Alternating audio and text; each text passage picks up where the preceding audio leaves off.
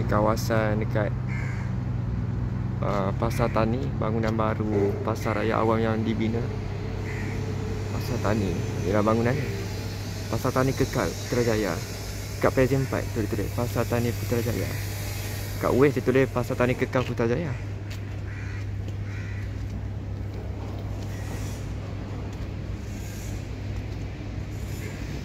Taman permainan. Ada kedai dah dalam tu, kedai makan.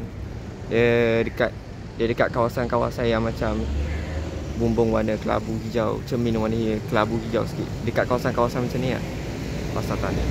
Tu blok satu lagi.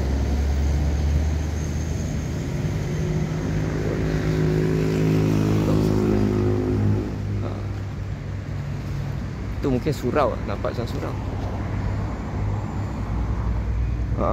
Surau. Ni dah masuk gerai makan ni.